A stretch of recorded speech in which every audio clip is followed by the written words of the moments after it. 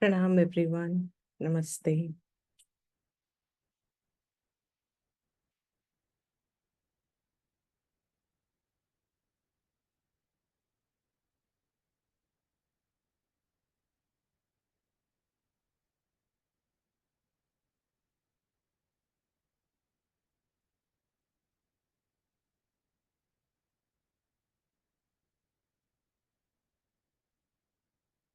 Take a comfortable position.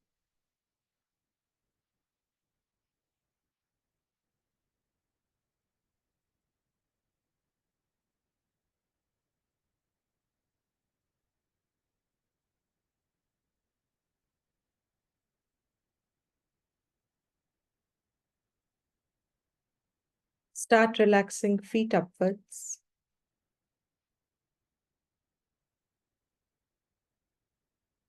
Visualize the part of the body, your toes, your feet, ankles. Visualize the image. Rub the soles. Release it.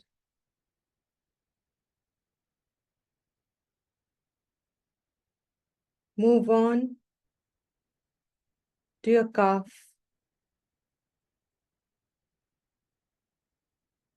your knees, thighs,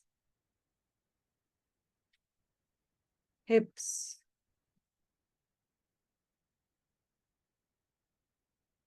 low back.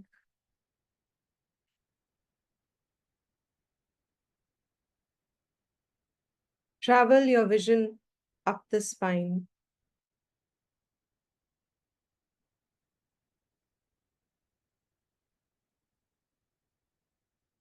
A few times up and down.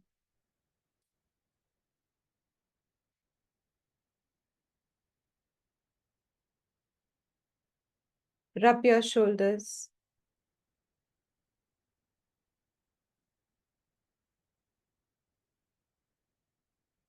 Visualize your Ishta Devata that you have chosen for these sessions.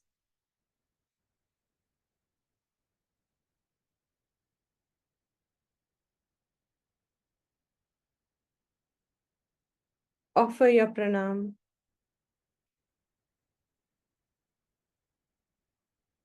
And all the worries and concerns that hold the mind back from focusing. Offer it for the moment, few minutes, to allow our minds to be free.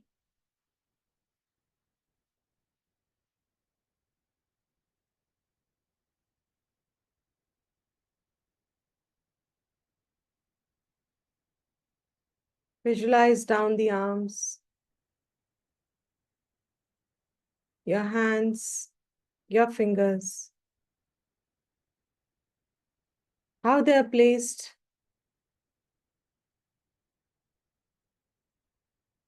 interlocked or open.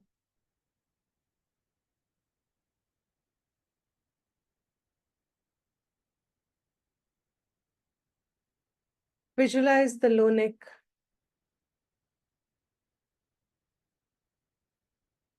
come upwards, your face, all the muscles around the mouth. Relax them. Your forehead,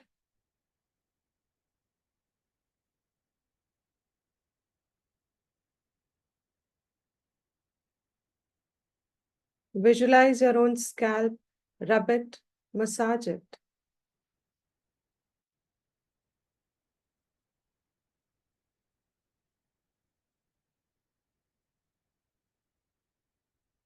Take a deep breath in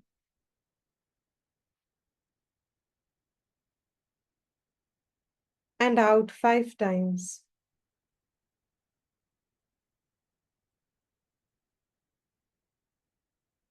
Exhale from the mouth.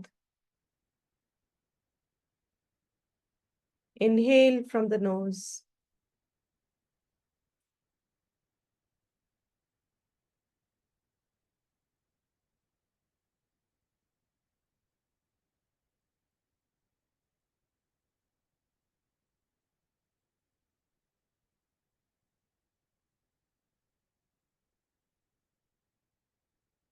In the background, you would observe your mind is beginning to get ready.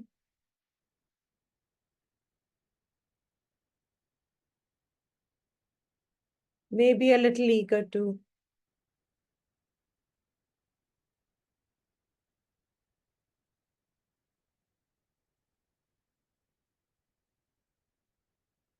This comes with practice, abhyas, that we have been doing. And if you still find your mind wavering, it's okay. Take a few more deep breaths.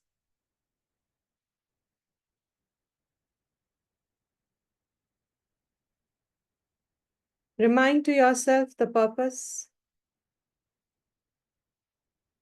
of these sessions. I will expand this here onwards, presuming that everyone has voluntarily chosen to attend these.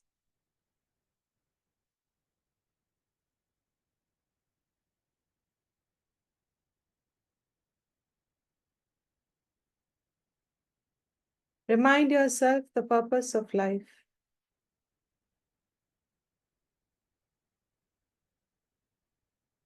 If you say, I don't know what is my purpose,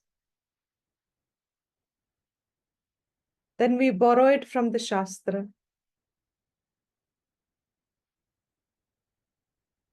Shastra says every human being's purpose is moksha.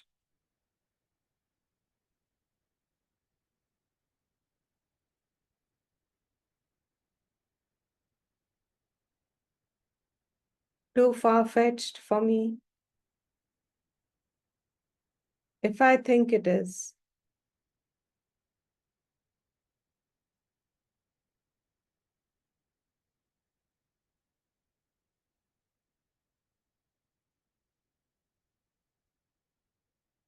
It just implies that we are not done our adhyanam enough.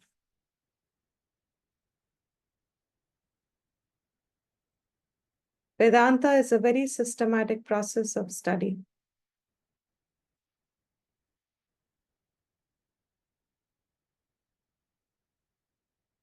Under an eligible teacher.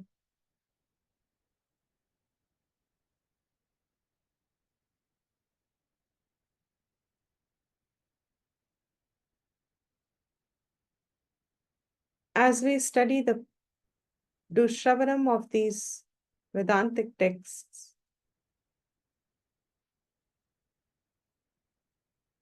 they cover all points of human existence. All questions are answered therein. And so is the question of what is my purpose of life? What is moksha?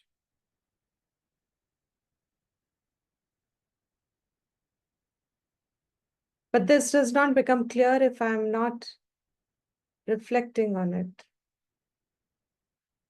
I have to follow the Shastra. Ideally, in a Gurukul, Acharyas are very strict.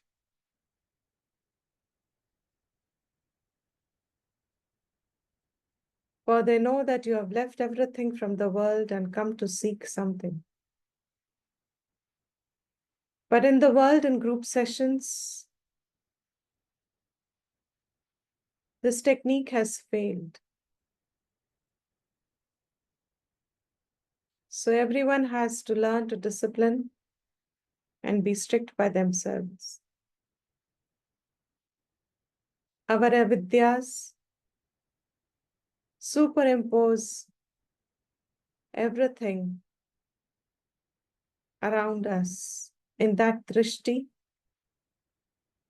of my own antakaranam.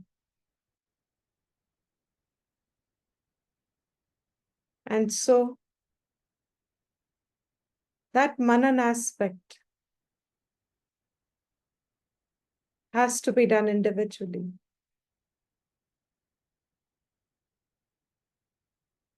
If I find myself not relating to the purpose of life, then I need to do independent reflection on it. My thoughts have to think over it.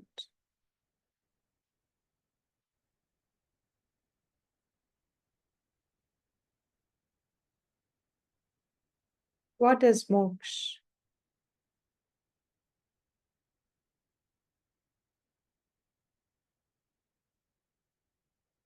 It is an absolute opposite of what I feel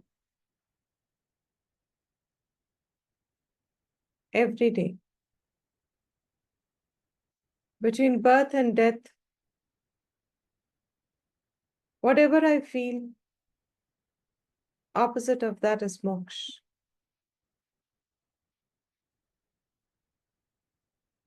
Not only what I feel, objectively, when I listen to everyone, it is the same experience.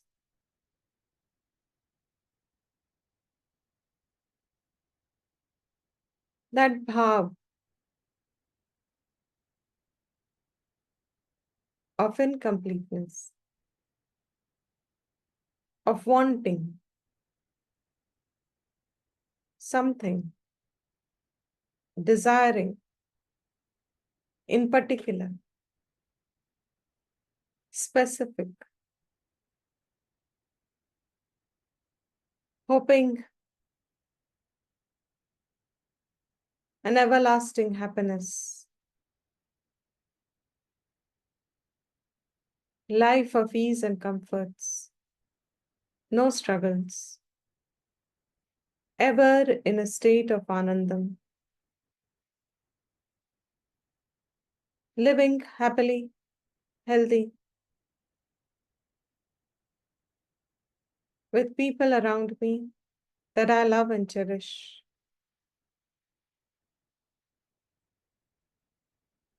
Enjoying life.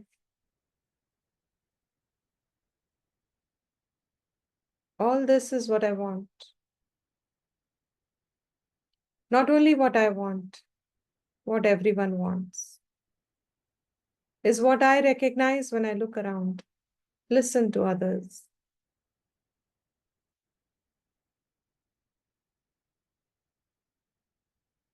There's no human being who does not want this.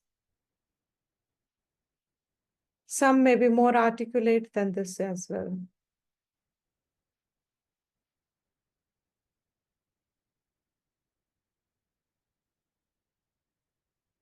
Let us ask a common sense question. Has anybody found it?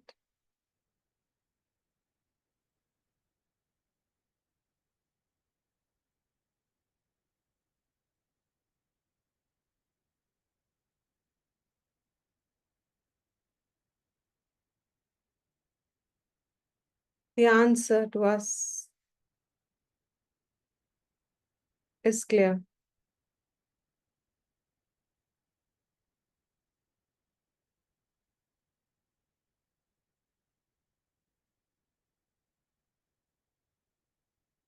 And to those who have a little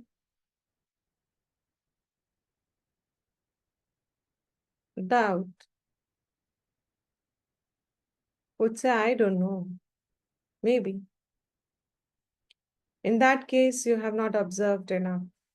You are involved in your own hopes still.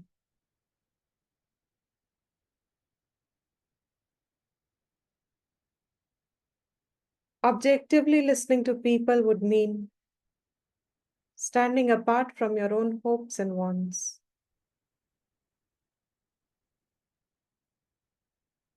Everyone desires that.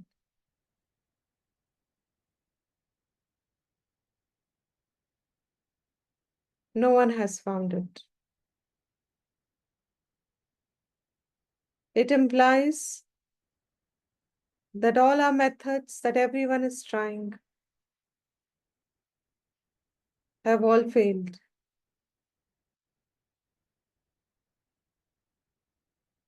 It's a big F.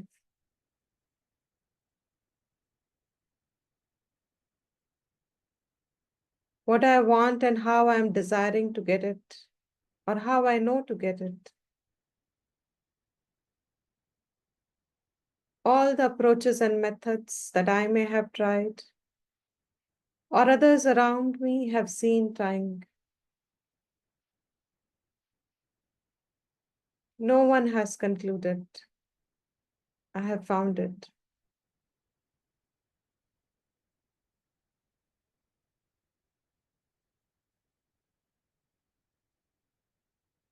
Everyone seems to remain in ever wanting state.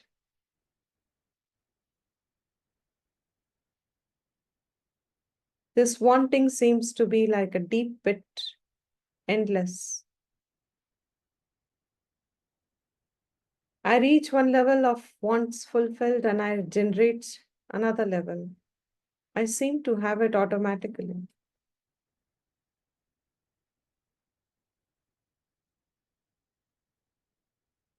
My one set of desires get fulfilled and another spring up without much effort or no effort.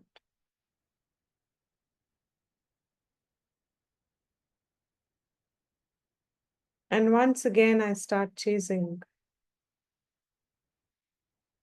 hoping, working towards it.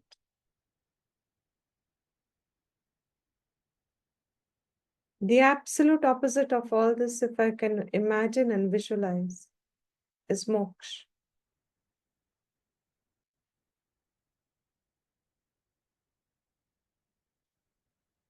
Moksha sthiti we cannot understand and intellectualize.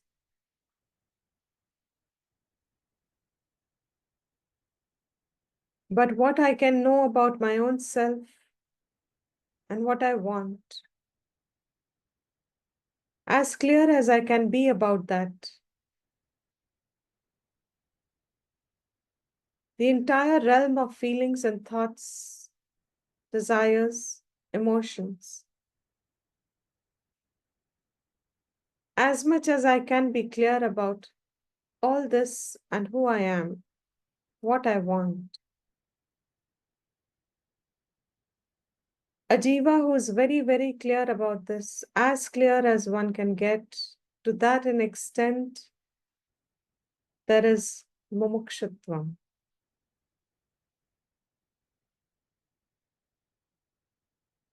Without mumukshutvam, Vedantic words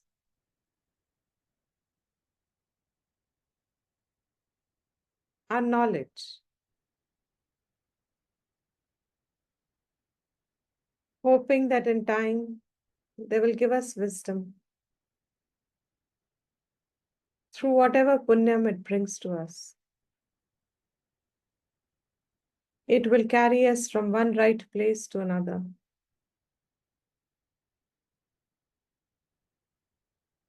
In Jiva Yatra, maybe it will take very long,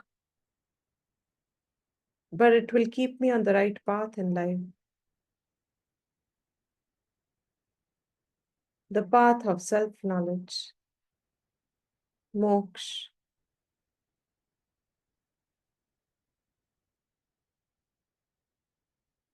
But to whom it is very, very clear and are able to objectify it by recognizing that this is universal. It's not just me and my personal trait. It seems to be to every living being. Within this birth, or even when I listen to all the stories from Puranas, or I read autobiographies, or I know about other great people who have lived, history tells me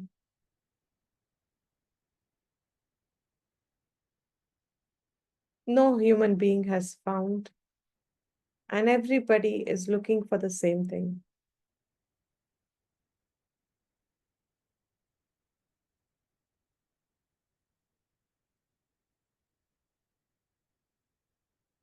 But some have, very few. Those who have understood that this deep state of struggle is endless.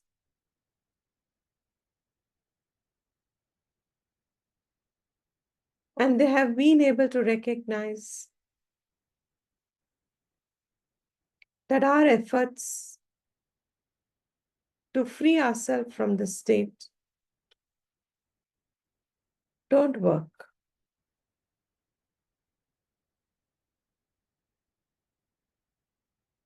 They change parameters, they change conditions, but the sense of struggle and wanting remains.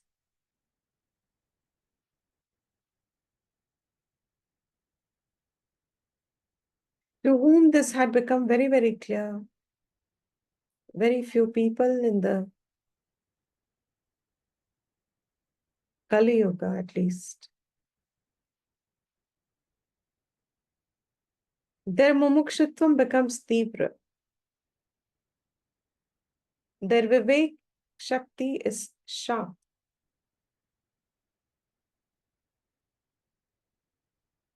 These are the two tools that propel their life direction here on.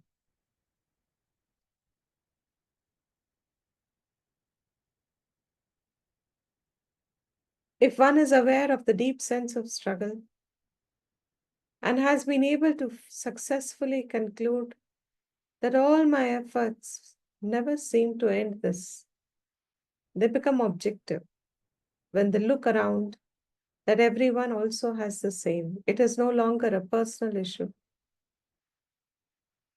It is not a personal problem. It is not a personal deficiency or a lack. And that then becomes very sharp thinking, introspective thinking, rational,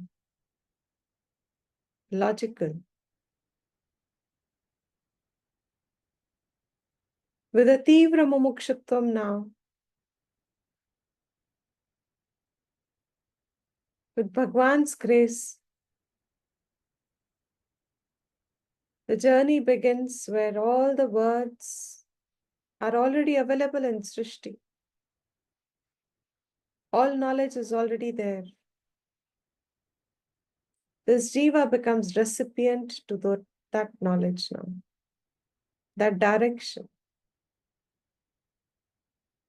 Vivek Shakti being very sharp by now. Whatever is heard, they get attracted to anything that is taking them away from the sense of the world and its involvements. And that brings them to the path of spiritual growth. By their own personal struggle and punya earned,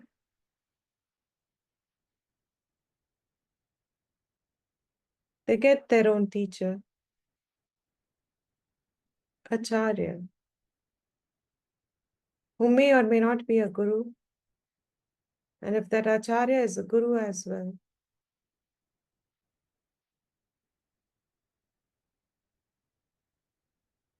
it's rare.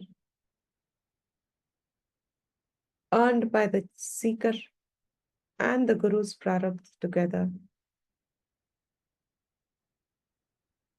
That jiva's journey there onwards, living in the same world, becomes very clear what the path is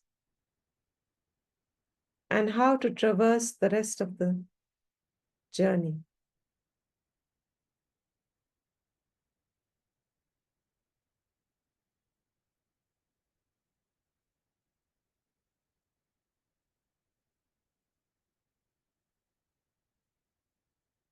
Invoking our own Ishtadevta again, offering our pranam that whatever our present capacities be, that we have come this far having heard Vedanta for a period of time. However broken the parampara may have been, we have bhashyams to show us the way. However limited our capacities and our chitta shuddhis are, we've been consistent.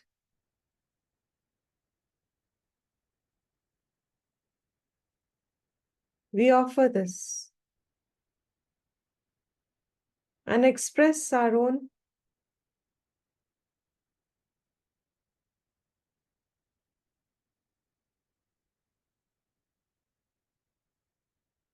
thankfulness.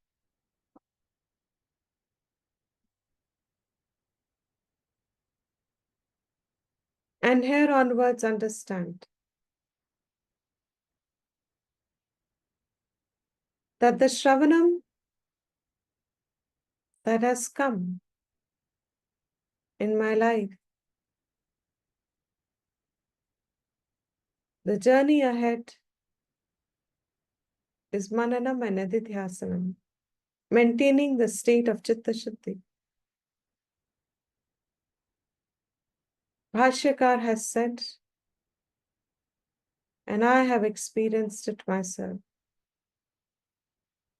that if we lose our connect with our Chitta Shuddhi, even in the name of right values,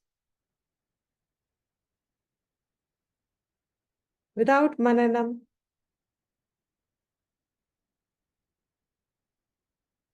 Chitta Shuddhi may have to be reinstated. It's not a permanent state of peace and calm.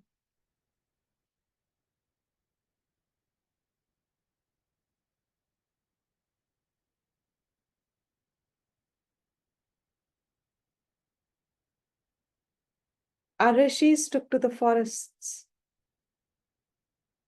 Mumukshus withdrew from the engagements of the world.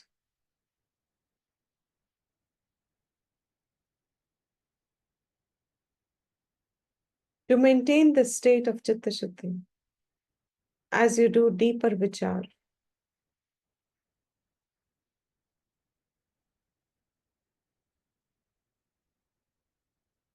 we offer this to Ishwar.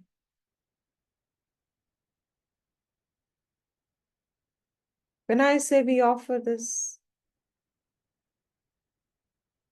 we accept a state of surrender and ready to take the responsibility.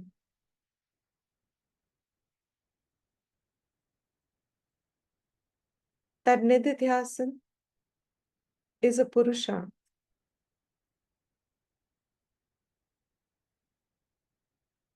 Through Manan and Nididhyasan alone can this other side called moksha be known to me. For in all that I want, happiness is a common term. Everyone relates to it. But if you look closer, it is freedom from struggle that I want.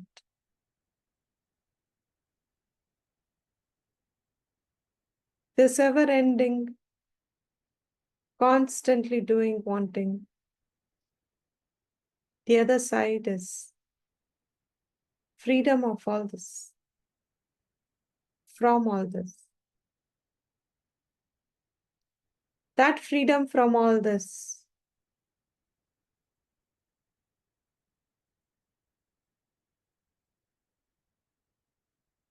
is a very clear path Shastra has laid.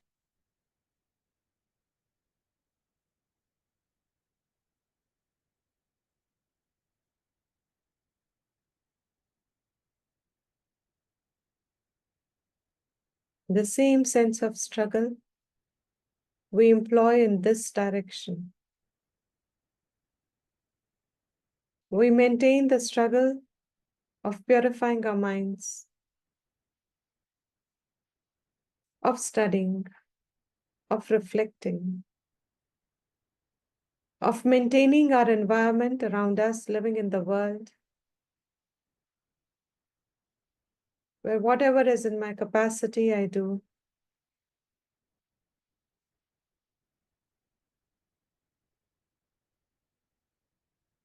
And rest is.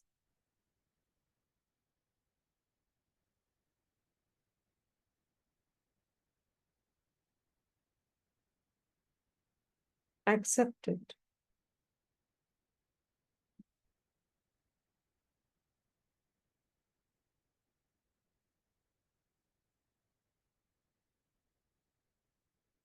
Watch your breath again.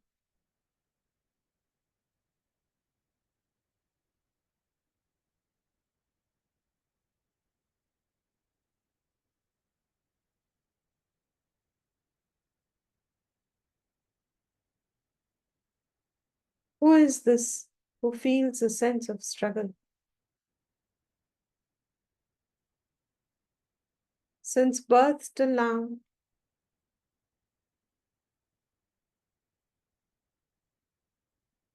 while the body kept growing, keeps growing on its own, at every stage,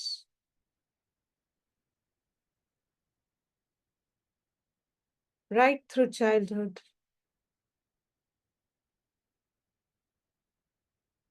even a child feels a sense of struggle.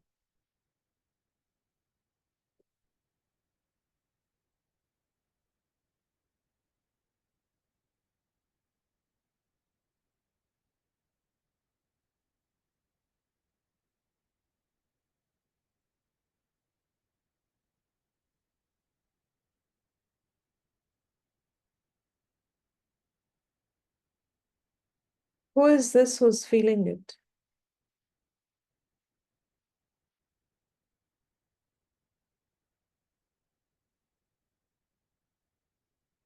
Who is this I?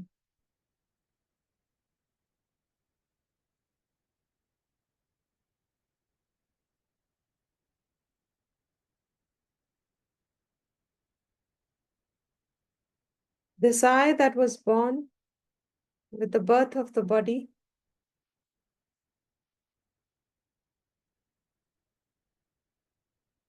tagged a name given by others,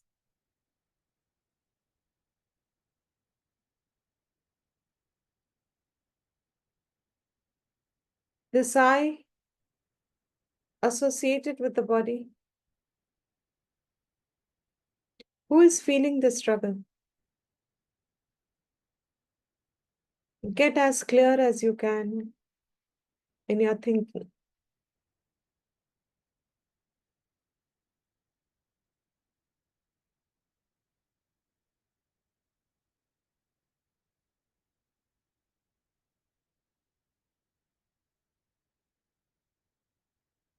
This I is real.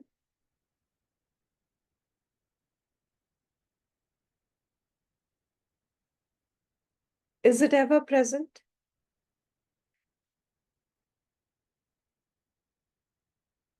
Is it Kalatit?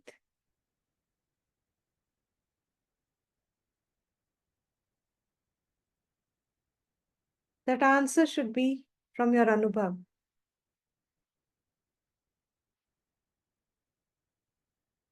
Is this I that has been given a name and has a form associated? Is this Kalatit, beyond time? Is this Nitya?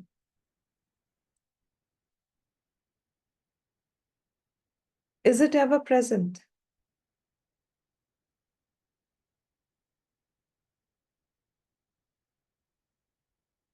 If your answer is yes, then Vedanta says look at your experience closely. You're only looking from waking to waking.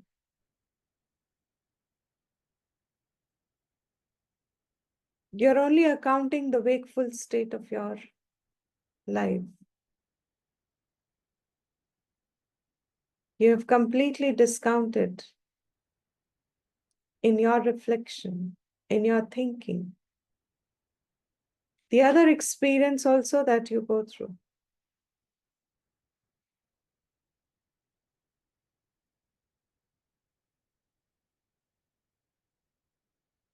I ask the question again.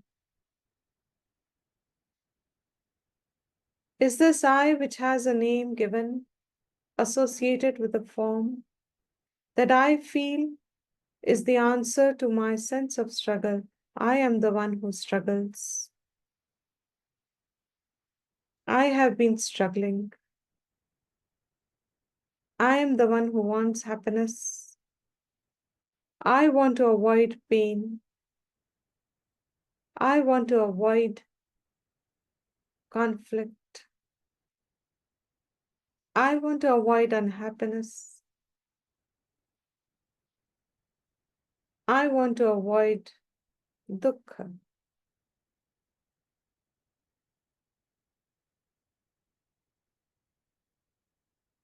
This I is who was my first question.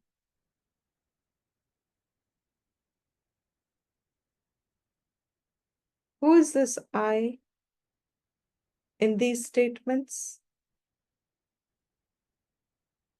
Shastra leads us from here.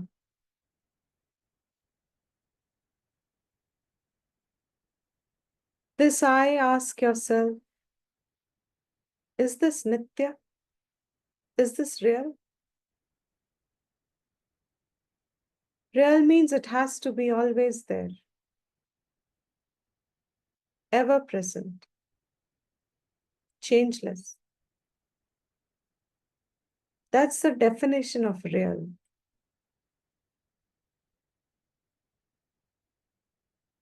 जो हमेशा रहे उसी को real मानते हैं. तो जब पूछें हम अपने आप से, I struggle, I want to avoid, I want happiness, तो ये हमारा जो I है, ये रियल है? Is it ever present?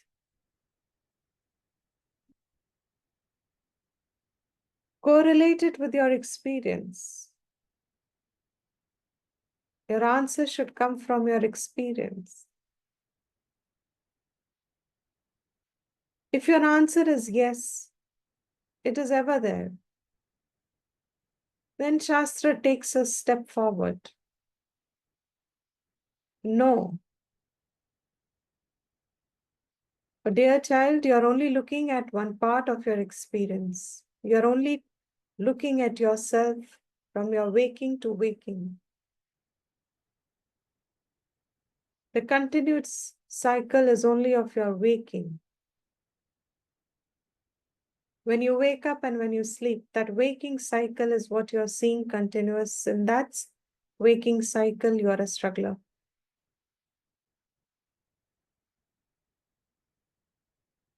But there is another experience you go through which you are not accounting.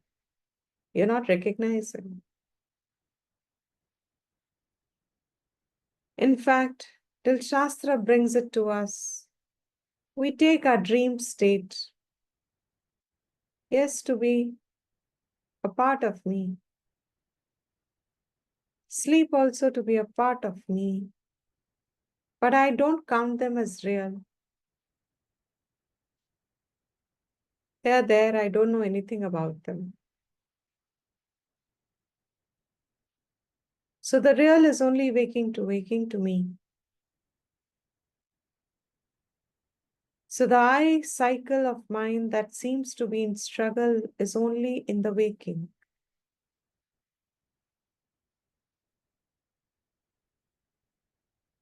For us as intelligent people,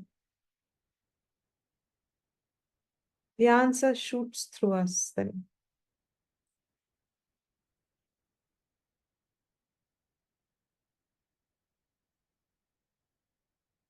The cycle is not really waking and waking. The cycle is waking, dream, and deep sleep.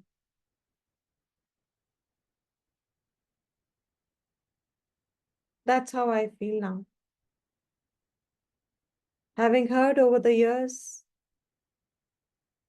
we recognize that the cycle is now not just the waking to waking cycle. Yes, here I feel a sense of struggle because it is an incomplete cycle that I'm looking at. The cycle of waking is discontinued. So it is not a cycle. My perception of me as I only seems to account the waking to waking. That's not I.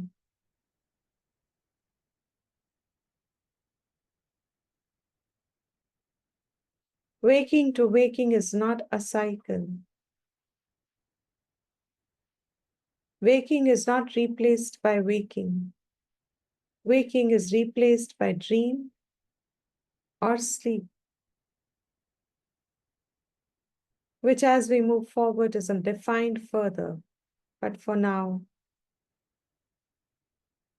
waking is interrupted. The waking state is interrupted, is broken,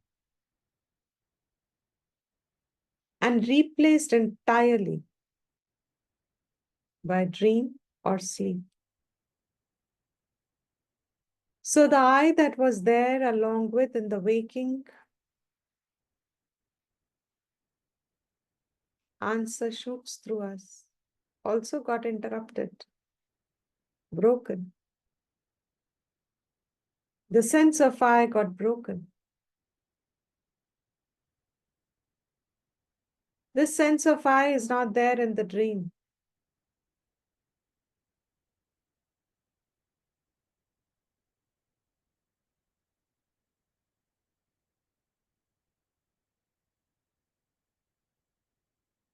So this I that is feeling this struggle, is this real?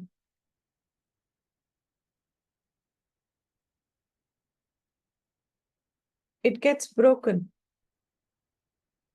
every few hours. The cycle of time changes. This time changes, space also changes. It's a different world. It's a different anubhuti. It is a different expression. It is a different manifestation.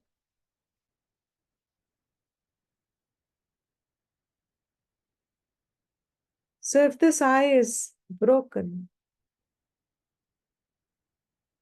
and keeps getting broken,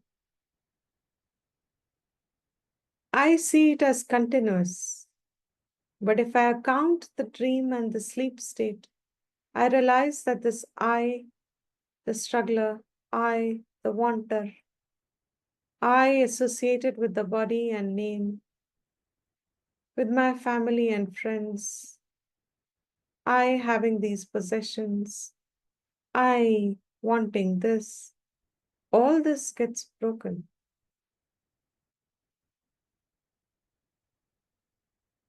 So is it real?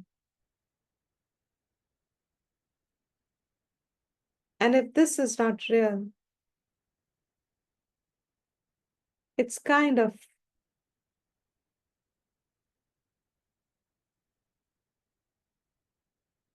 ironical and laughable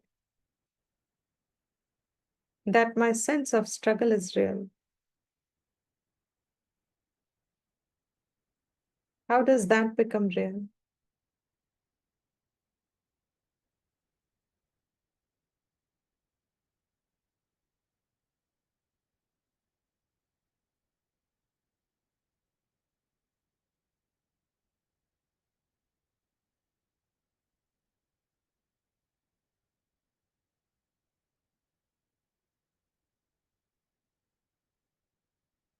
So those rishis and mumukshus who keep probing along the guidance of the Shastra Vidya,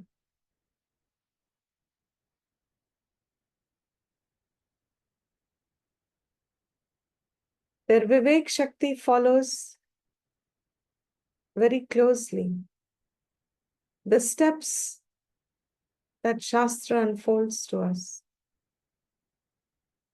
And they correlate it with their own experience. They gradually come to the other side when they realize that this sense of I and the sense of struggle, this entire Jiva Buddhi and everything with it, is mithya.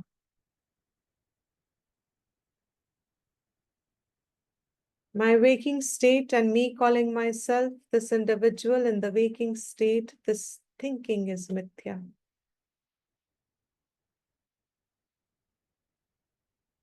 This individual sense will always keep me in a sense of struggle.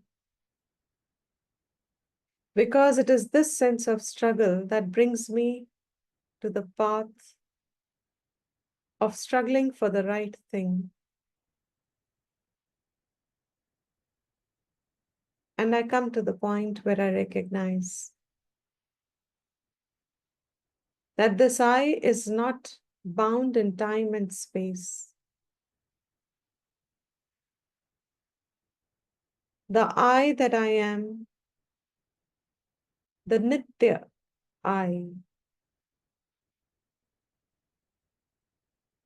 is one in whom all these three happen: waking, dream, and the absence of the two.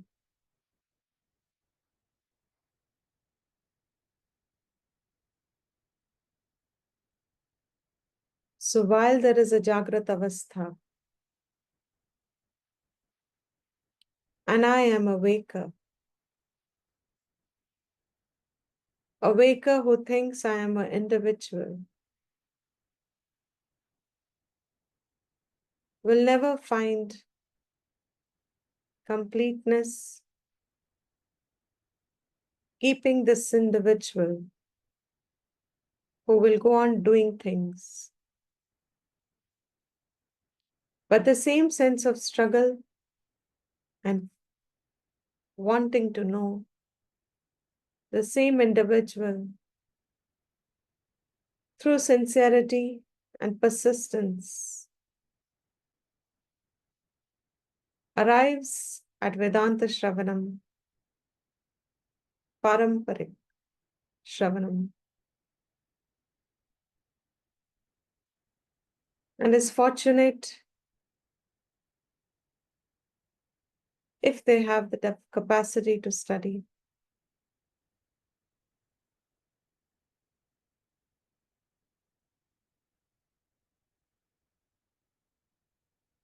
And not just have a good feel factor.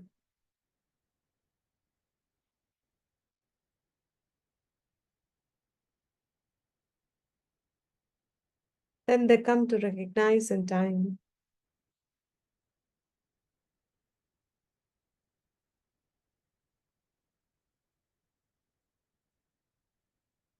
this I, which I am associating with the form, is not the real I. It's a reflection in this sharir. It's a spark. No doubt it has Chaitanyam. It's the Chaitanyam that is lending this sense of I individually.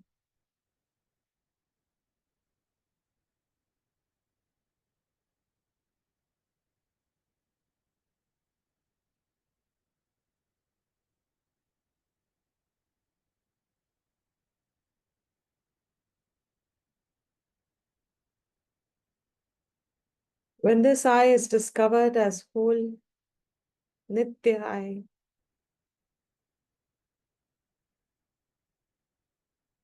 That is the side called moksha. And there was never a bondage, ever.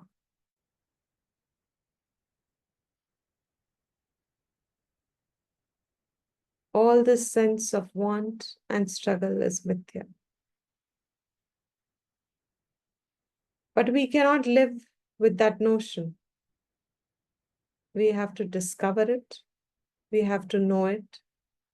We have to own it. We cannot borrow it.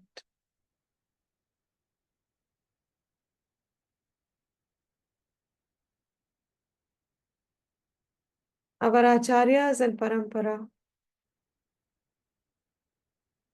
have kept us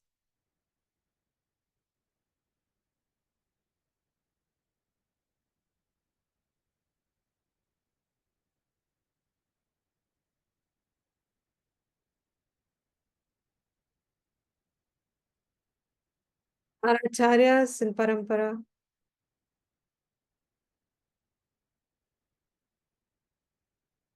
have done tremendous seva, lokasangrama, that even after knowing their own I, they kept associating with this small I to communicate and keep this knowledge alive in the waking state. So that whoever gets ready will find it available. For others in preparation, the knowledge will remain avyakt. Even being there, it will not be accessible. Just as Krishna in his Krishnahood, in his Avtara Roop, not everybody could see.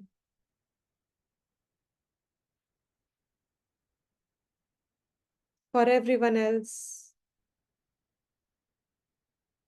each one saw him from their own gunas.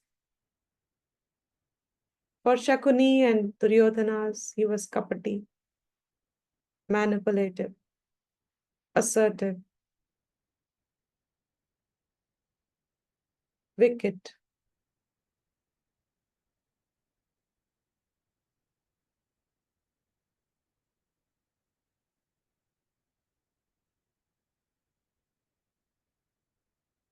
But for Arjuna and Yudhishthir,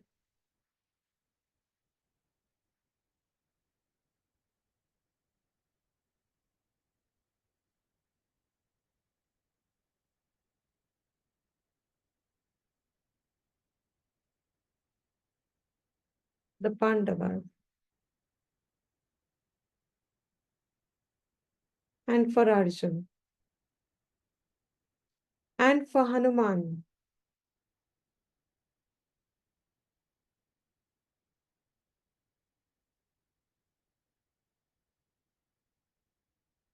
for all of them, the same Krishna was different. So as we get ready to shed away our impurities from within,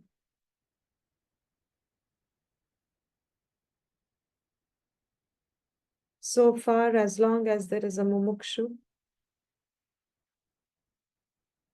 the knowledge will remain vyakta. And what keeps this alive is our Sanatan Dharam. When people follow these values in life, in their grahasthashram, then this cycle remains.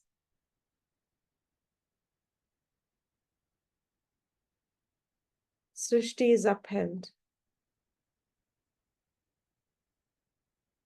And so the knowledge will always be remaining. For this one odd,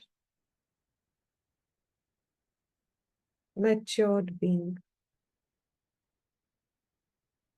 And the others will be in the process of maturing, shedding away their impurities.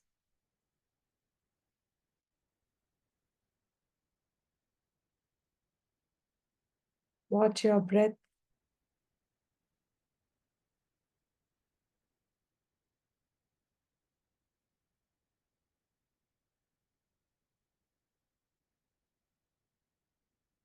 Take a moment to enjoy your own state of knowledge.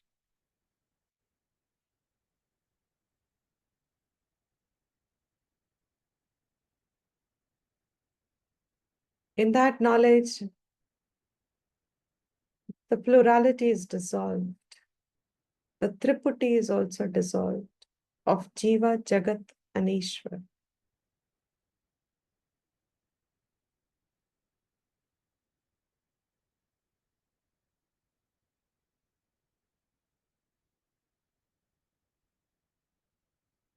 Our rishis and mumukshus wanted to spend more time with these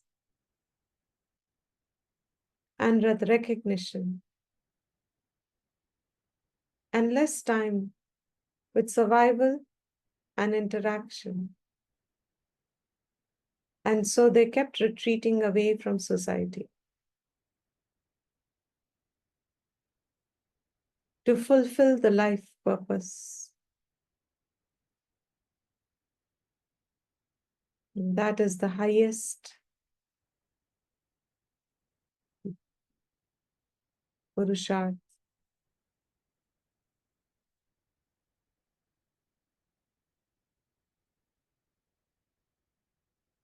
Living in the world,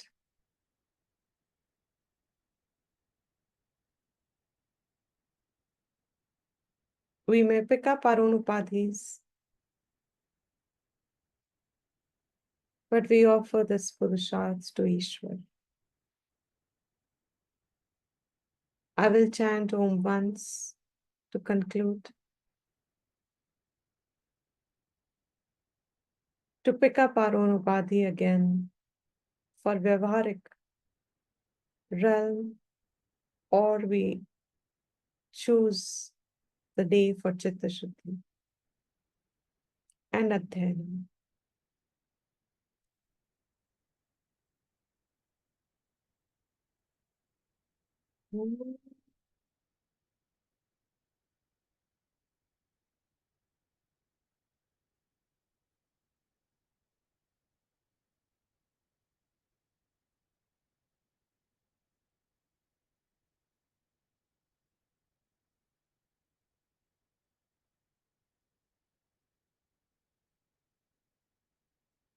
Miguel toes.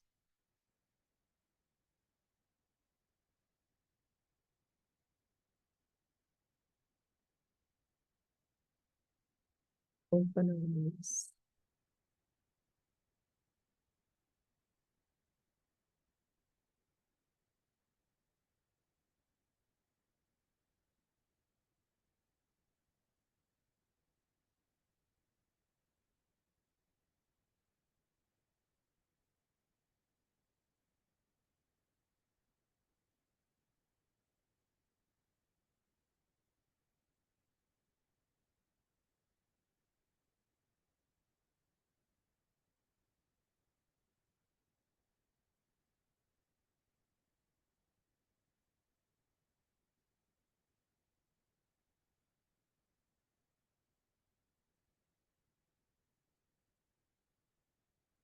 Look within a moment.